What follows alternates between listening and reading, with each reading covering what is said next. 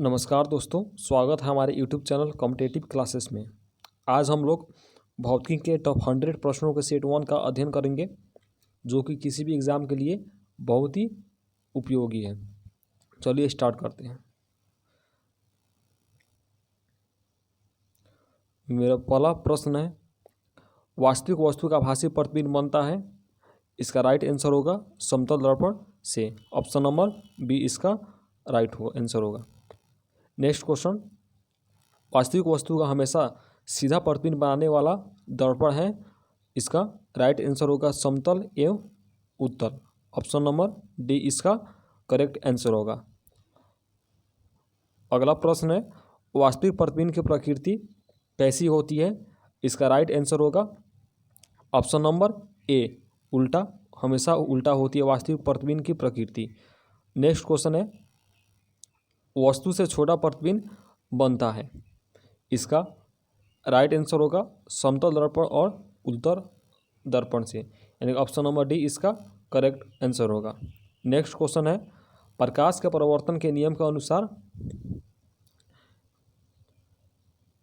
इसमें से कौन सी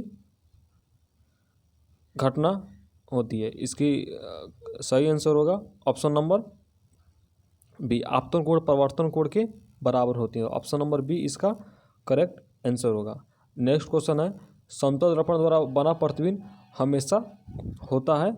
इसका करेक्ट आंसर होगा ऑप्शन नंबर सी, यानी कि सीधा और आभासी होता है। चलिए नेक्स्ट क्वेश्चन है, आँख में प्रवेश करने वाले प्रकाश की मात्रा को नियंत्रित करती है। इसका करेक्ट आंसर होगा परितारिका, यानी कि ऑप्शन नंबर ए इसका करेक्ट आंसर होगा। चलिए नेक्स्ट क्वेश्चन है, सूर्योदय और सूर्यास्त के समय सूर्य का गोल दिखता है। इसका राइट आंसर होगा ऑप्शन नंबर डी चपटा। चलिए नेक्स्ट क्वेश्चन है, यदि दर्पण में बना प्रतिबिंब हमेशा सीधा आकार में वस्तु के बराबर हो तो वो कौन सा दर्पण होगा। इसका राइट आंसर होगा ऑप्शन नंबर सी, यानी कि समतल दर्पण होगा। चलिए नेक्स्ट क्वेश्चन है, समतल दर्पण के द्वारा बना प्रतिबिंब होता है। इसका राइट ऑप्शन होगा ऑप्शन नंबर बी काल्पनिक होता है। ऑप्शन नंबर बी इसका राइट आंसर होगा। चलिए नेक्स्ट क्वेश्चन हमारा है, निम्न में कौन सा पदार्थ लेंस के लिए प्रयुक्त नहीं किया जा सकता। इसका राइट आंसर होगा मिट्टी, यानी कि ऑप्शन नंबर बी इसका राइट आंसर होगा। नेक्स्ट क्वेश्चन है हमारा, उत्तल लेंस की क्षमता होती है। उत्तल लेंस की क्षमता कैसी होती है। इसका राइट आंसर होगा हमारा धनात्मक, यानी कि उत्तल लेंस की क्षमता हमेशा पॉजिटिव होती है। चलिए नेक्स्ट क्वेश्चन है हमारा, लेंस की क्षमता के ऐसा ही मात्रक है। इसका राइट आंसर हमारा होगा सी, ऑप्शन नंबर सी, यानी कि डायोप्टर होती है। लेंस की क्षमता के ऐसा ही मात्रक डायोप्टर होती है। चलिए और नेक्स्ट क्वेश्चन होगा, पानी से भरी बाल्टी की गहराई कम दिखते हैं। इसका कारण है। इसका राइट आंसर होगा हमारा ऑप्शन नंबर बी अपवर्तन, यानी कि अपवर्तन के कारण पानी से भरी, यानी कि अपवर्तन के कारण पानी से भरी बाल्टी की गहराई कम दिखती है, यानी अपवर्तन के कारण। ऑप्शन नंबर बी इसका राइट आंसर होगा। नेक्स्ट क्वेश्चन है, पानी में डाली हुई छड़ी टेढ़ी दिखती है। इसका कारण है अपवर्तन, यानी कि अपवर्तन के कारण ही पानी में डाली हुई छड़ी टेढ़ी दिखती है। चलिए नेक्स्ट क्वेश्चन है हमारा, दर्पण की चौड़ाई को दर्पण कहा जाता है। इसका करेक्ट आंसर हो हमारा द्वारक, यानी कि ऑप्शन नंबर सी। चलिए नेक्स्ट क्वेश्चन है, सोलर कुकर में प्रयोग किया जाता है कौन सा दर्पण। चलिए इसका करेक्ट आंसर है हमारा ऑप्शन नंबर बी, यानी कि उत्तल दर्पण का प्रयोग किया जाता है सोलर कुकर में। चलिए नेक्स्ट क्वेश्चन है हमारा, रोगियों के नाक, कान, गले आदि की जांच के लिए डॉक्टर प्रयोग करते हैं। इसका करेक्ट आंसर है हमारा ऑप्शन नंबर सी, यानी कि अवतल दर्पण का प्रयोग करते हैं। चलिए हमारा नेक्स्ट क्वेश्चन होगा, हीरा का अपवर्तनांक होता है। हीरा का अपवर्तनांक कितना होता है 2.4, यानी कि ऑप्शन नंबर डी हमारा करेक्ट आंसर होगा 42। चलिए नेक्स्ट क्वेश्चन है हमारा, मोटर गाड़ी के चालक के सामने लगा रहता है, कौन सा दर्पण लगा रहता है मोटर गाड़ी के चालक के सामने? उत्तल दर्पण, यानी कि ऑप्शन नंबर सी हमारा करेक्ट आंसर होगा, उत्तल दर्पण। चलिए नेक्स्ट क्वेश्चन है हमारा, टार्च से किस प्रकार के प्रकाश पुंज की प्राप्ति होती है? टार्च से हमें किस प्रकार की प्रकाश पुंज की प्राप्ति होती है? इसका करेक्ट आंसर है हमारा ऑप्शन नंबर बी, यानी कि संतृप्त प्रकाश पुंज। चलिए नेक्स्ट क्वेश्चन है हमारा, सामान्य नेत्र की नेत्रिका, सामान्य नेत्र की रेटिना पर बनने वाला प्रतिबिंब होता है। इसका करेक्ट आंसर होगा हमारा वास्तविक और उल्टा। सामान्य नेत्र की रेटिना पर जो प्रतिबिंब बनता है वो वास्तविक और उल्टा होता है। चलिए नेक्स्ट क्वेश्चन है हमारा, नेत्र लेंस में समायोजन की क्रिया होती है, किसके द्वारा होती है? नेत्र लेंस में समायोजन की क्रिया जो होती है वो किसके द्वारा होती है? यहाँ हमारा राइट आंसर होगा ऑप्शन नंबर सी, सिलियरी पेशियों के द्वारा। चलिए नेक्स्ट क्वेश्चन है हमारा, किसी नेत्र का निकट बिंदु होता है, कितना होता है? 25 सेंटीमीटर, यानी कि ऑप्शन नंबर बी हमारा सही आंसर होगा। चलिए नेक्स्ट क्वेश्चन है हमारा, आँख की पुतली किस प्रकार कार्य करती है? आँख की जो पुतली है वो किस प्रकार कार्य करती है? यहाँ ऑप्शन नंबर ए हमारा राइट होगा, यानी कि परिवर्ती द्वारक की भांति। आँख की पुतली जो होती है वो परिवर्ती द्वारक की भांति कार्य करती है। चलिए नेक्स्ट क्वेश्चन है हमारा, सामान्य मानव नेत्र का दूर बिंदु होता है वो कितना होता है? यानी दूर बिंदु, यानी कि यहाँ ऑप्शन नंबर बी हम लोग का करेक्ट होगा। अगर निकट बिंदु पूछे तो कितना होगा? 25 सेंटीमीटर होगा। और यहाँ पूछ रहा है दूर बिंदु जो कि इन्फिनिट अनंत होता है। चलिए नेक्स्ट क्वेश्चन है हमारा, सिनेमा के पर्दों पर किस प्रकार का प्रतिबिंब होता है? सिनेमा के पर्दों पर जो प्रतिबिंब होता है वो होता है वास्तविक प्रतिबिंब, यानी कि ऑप्शन नंबर बी हमारा राइट आंसर होगा, ऑप्शन नंबर बी वास्तविक प्रतिबिंब। चलिए नेक्स्ट क्वेश्चन है हमारा, कौन रंग है जिसका खतरे के सिग्नल का प्रयोग किया जाता है?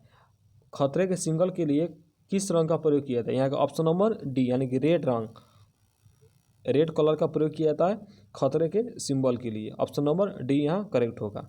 चलिए नेक्स्ट क्वेश्चन है, किलोवाट घंटा मात्रक है ऊर्जा का, यानी कि ऑप्शन नंबर बी हम लोग का यहाँ करेक्ट आंसर होगा, ऑप्शन नंबर बी ऊर्जा का, किलोवाट घंटा ऊर्जा का मात्रक है। चलिए नेक्स्ट क्वेश्चन है हमारा, विद्युत बल्ब का फिलामेंट होता है, किसका बना होता है? विद्युत बल्ब का फिलामेंट जो होता है वो किसका बना होता है?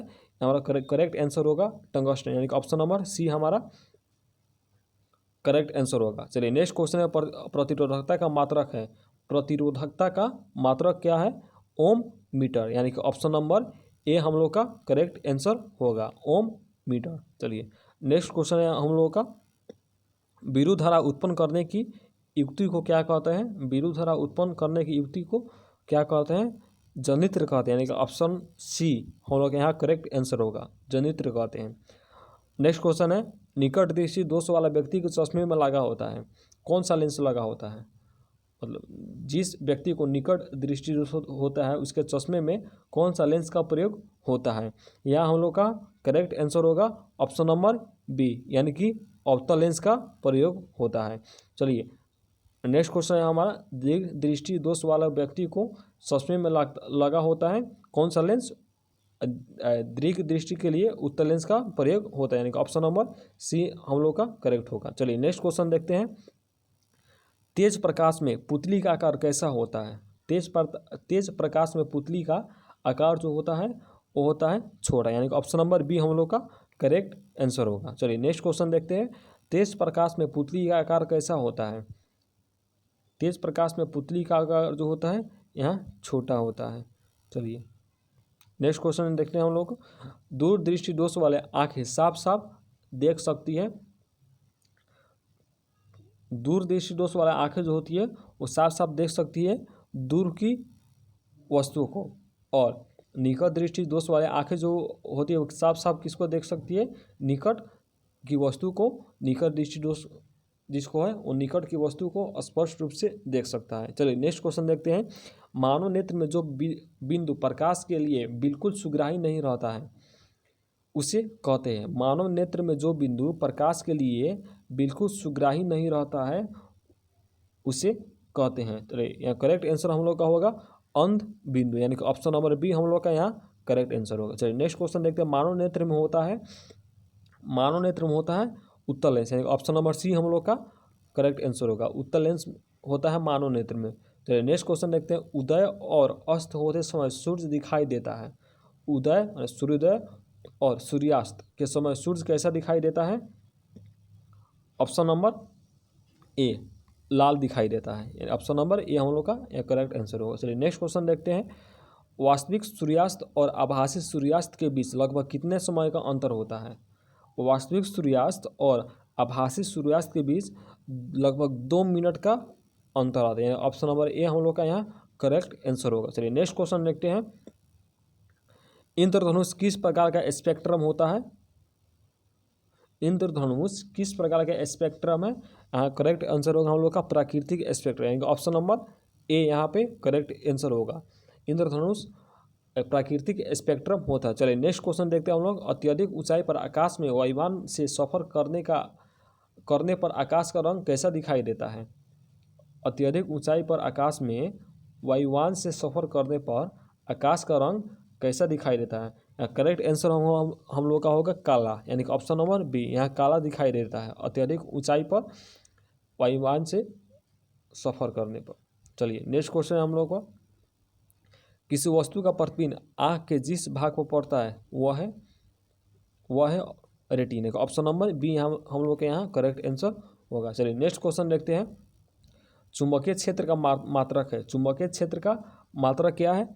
टेस्ला, यानी कि ऑप्शन नंबर यहाँ बी हम लोग का करेक्ट आंसर होगा। चुंबकीय क्षेत्र का मात्रक है टेस्ला।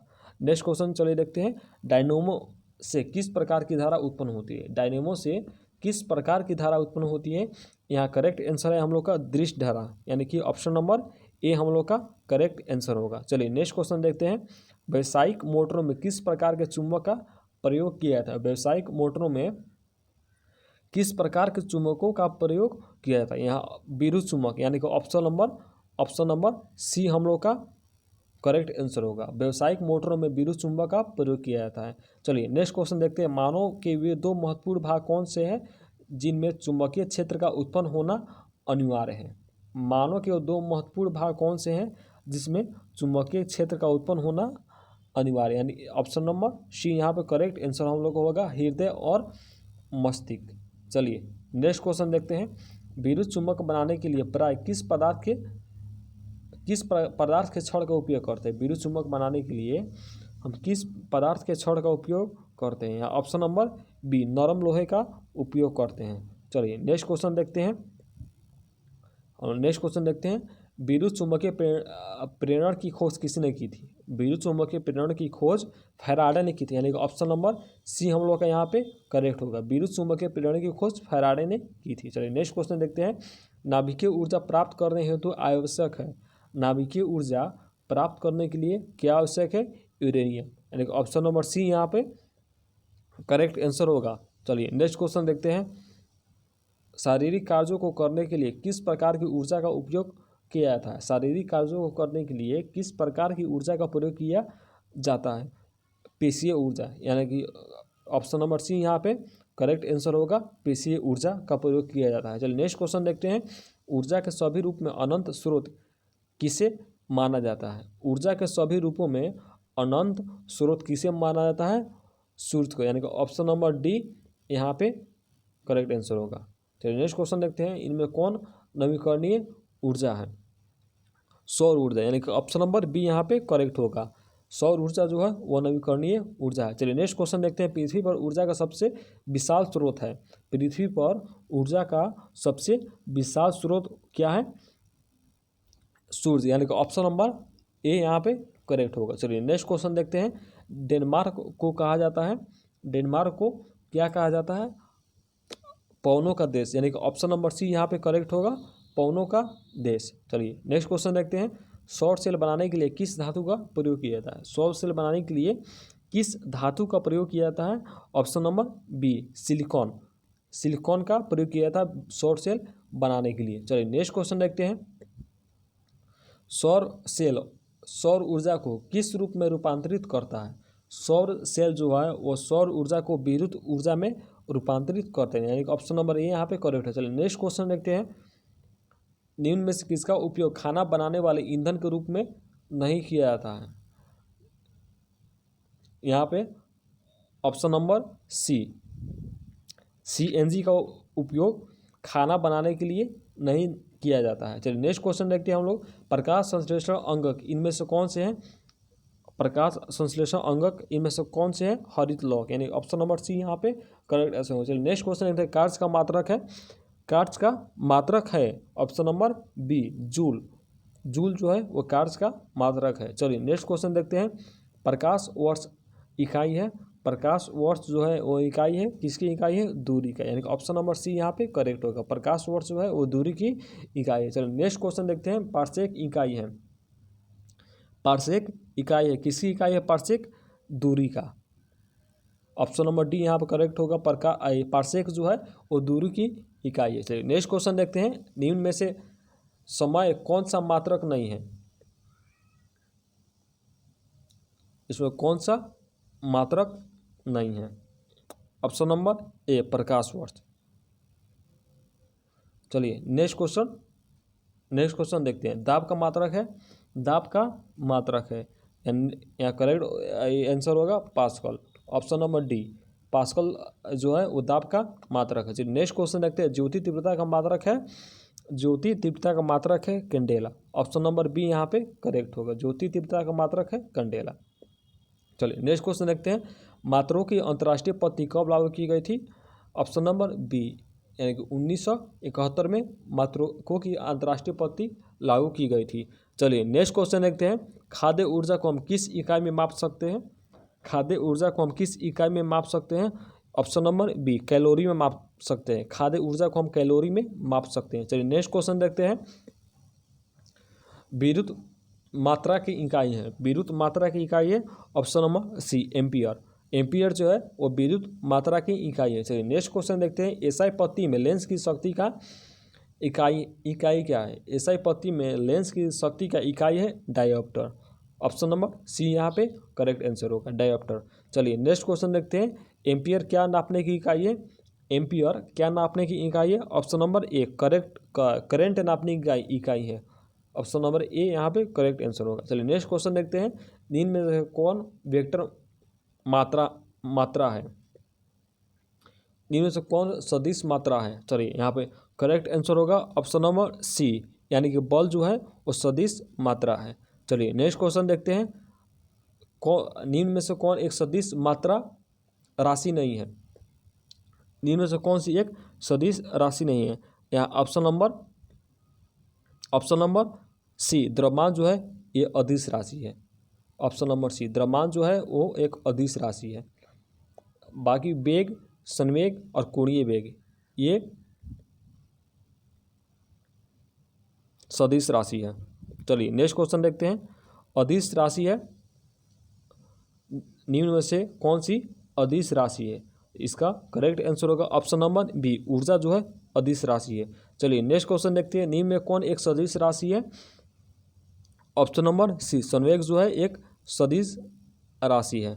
चलिए नेक्स्ट क्वेश्चन देखते हैं, पदार्थ के संवेग और वेग के अनुपात से कौन सी भौतिक राशि प्राप्त की जा सकती है?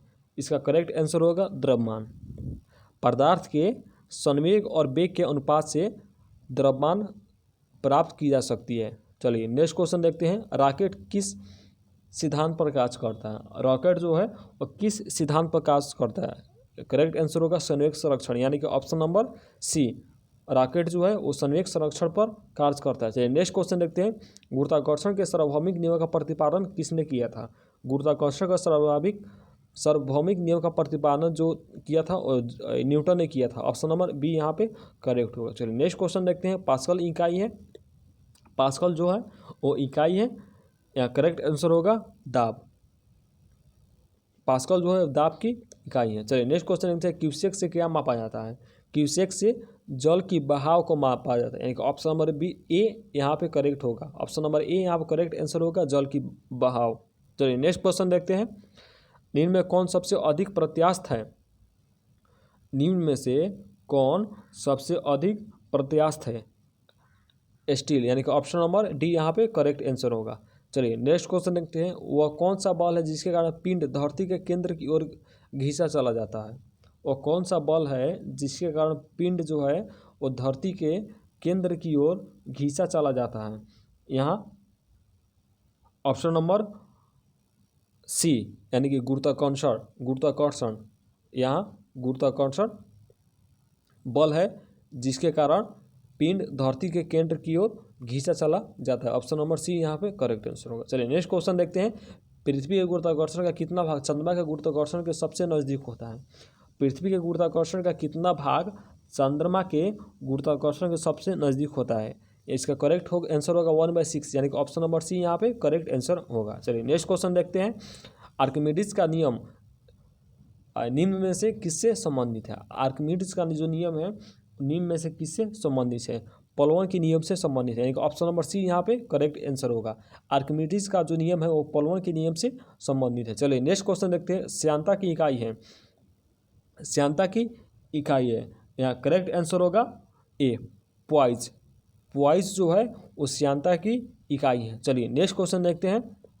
दूध से क्रीम निकालने में कौन सा बल लगता है? यानी कि दूध से क्रीम निकालने के लिए कौन से बल का प्रयोग किया था? या ऑप्शन नंबर सी अपकेंद्रीय बल का प्रयोग किया जाता है। दूध से क्रीम निकालने के लिए अपकेंद्रीय बल का प्रयोग किया जाता है। चलिए नेक्स्ट क्वेश्चन देखते हैं। चाबी भरी घड़ी में कौन सी ऊर्जा होती है? चाबी भरी घड़ी में कौन सी ऊर्जा होती है? स्थितिज ऊर्जा यानी कि ऑप्शन नंबर ए यहाँ पे करेक्ट होगा, स्थितिज ऊर्जा। चलिए नेक्स्ट क्वेश्चन देखते हैं। सूर्य की ऊर्जा उत्पन्न होती है, सूर्य की ऊर्जा उत्पन्न होती है नाभिकीय संलयन द्वारा यानी कि ऑप्शन नंबर डी यहाँ पे करेक्ट होगा। नाभिकीय संलयन द्वारा सूर्य की ऊर्जा उत्पन्न होती है। चलिए नेक्स्ट क्वेश्चन देखते हैं। वायुमंडल में बादलों के तैरने का कारण है? वायुमंडल में बादलों के तैरने के कारण है घनत्व यानी कि option number B correct answer होगा। चलिए नेक्स्ट क्वेश्चन देखते हैं। वस्तु की मात्रा बदलने से पर क्या अपवर्तित रहेगा? वस्तु की मात्रा बदलने पर क्या अपवर्तित रहेगा? यहाँ पे राइट आंसर होगा घनत्व यानी कि option number B correct answer होगा घनत्व। चलिए नेक्स्ट क्वेश्चन देखते हैं। जल में तैरना न्यूटन की गति के किस नियम के कारण संभव है? जल में तैरना न्यूटन की गति के किस नियम के कारण संभव है? या करेक्ट आंसर होगा तृतीय नियम यानी कि ऑप्शन नंबर सी यहाँ पे करेक्ट आंसर होगा। चलिए नेक्स्ट क्वेश्चन देखते हैं। निम्न में कौन सी राशि सदिश राशि है? कौन सी राशि जो है वो सदिश राशि है? आयतन यानी कि ऑप्शन नंबर बी यहाँ पे करेक्ट आंसर होगा। आयतन जो है वो सदिश राशि नहीं है। वेग विस्थापन जो है यहाँ पे है और बल ये सदिश राशि है और आयतन जो है वो सदिश राशि नहीं है। ऑप्शन नंबर बी आयतन जो है वो अदिश राशि है।